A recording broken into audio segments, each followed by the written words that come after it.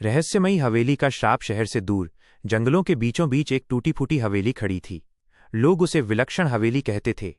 गांव के बुजुर्ग कहते कि वहां कोई नहीं रहता, लेकिन रात के सन्नाटे में उस हवेली से कभी धीमे संगीत, कभी औरतों की चीखें और कभी छोटे बच्चों की हंसी सुनाई देती थी। गांव के बच्चे तो दिन में भी उस हवेली के पास नहीं जाते। बुजुर्ग बताते कि कई साल पहले वहां एक जमींदार परिवार रहता था।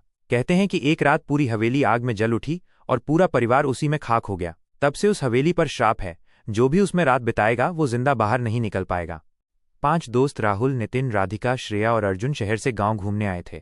कॉलेज के ये दोस्त अक्सर एडवेंचर और रोमांचक कामों की तलाश में रहते।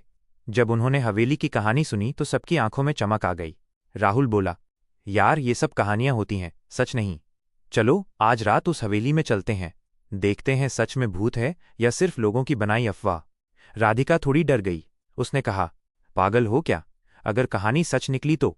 अर्जुन ने हंसते हुए कहा, अगर सच हुआ तो जिंदगी का सबसे बड़ा एडवेंचर होगा, और अगर झूठ हुआ तो गांव वालों के सामने हीरो बन जाएंगे। आखिरकार सब मान गए। उन्होंने तय किया कि आधी रात को हवेली में जाकर सच का पता लगाएंगे। घड़ी ने 12 बजाए। आसमान में काली घटाएं छाई थीं और हवेली चारों ओर से घने पेड़ों से घिरी थी। दरवाजा तो टूटा हुआ था, लेकिन जैसे ही दोस्तों ने भीतर कदम रखा, हवा का तेज झोंका आया और दरवाजा जोर से धड़ाम से बंद हो गया। श्रेया घबरा गई। ये किसने किया? नितिन ने टॉर्च जलाते हुए कहा, अरे हवा थी, घबराओ मत। लेकिन जैसे ही टॉर्च की रोशनी दीवारों पर पड़ी, सबकी आंखें फटी रह गईं। पुरानी दीवारों पर जलने के काले निशान थे और धुएं से भरी पेंटिंग्स में अजीब सी शक्लें बनी थीं। एक पेंटिंग में पूरा परिवार था, लेकिन सबकी आंखें किसी ने खुरच दी थीं। कमरे में धूल और जाले थे, फर्श पर पुराने खिलौने पड़े थे। अचानक एक गुड़िया अपने आप हिलने लगी। राधिका चीख पड़ी, वो गुड़िया हिली, मैंने देखा। अर्जुन ने कहा, शायद चूहा होगा। लेकिन तभी दीवार पर उनकी परछाइयां दिखने लगीं। 5 दोस्त थे, लेकिन परछाइयां 6 थीं। नितिन ने कांपते हुए कहा, ये छठा कौन है? छठी परछाई धीरे धीरे लंबी होने लगी, जैसे कोई अंधेरे से निकल रहा हो। 5वां अध्याय, डायरी का रहस्य। वे सब डरकर ऊपर की मंजिल पर गए। वहां उन्हें एक कमरा मिला जिसमें एक पुरानी अलमारी थी। अलमारी खोलते ही उन्हें एक डायरी मिली जिस पर धूल जमी थी। डायरी किसी अनामिका नाम की लड़की की थी। उसने लिखा था, पिताजी रोज अजीब मंत्र पढ़ते हैं। हवेली में कोई अंधेरी ताकत बंधी है।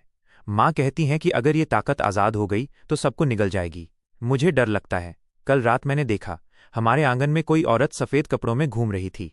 उसकी आंखें लाल थीं। पन्ने जैसे जैसे पलटते गए, डायरी और भयावह होती गई। आखिरी पन्ने पर लिखा था, अगर ये हवेली जलेगी तो हमारी आत्माएं यहां भटकेंगी। कोई भी हमें शांति नहीं दे पाएगा। जो भी यहां आएगा वो इस श्राप का हिस्सा बन जाएगा। जैसे ही उन्होंने डायरी बंद की, पीछे से किसी औरत की हंसी सुनाई दी। टॉर्च की रोशनी घुमाई तो कोई नहीं था। अचानक खिड़की अपने आप खुल गई और हवा का झोंका आया। टॉर्च बुझ गई। अंधेरा छा गया। राहुल ने मोबाइल निकाला और फ्लैशलाइट ऑन की। सामने दीवार पर खून से लिखा था, तुम यहां क्यों आए हो?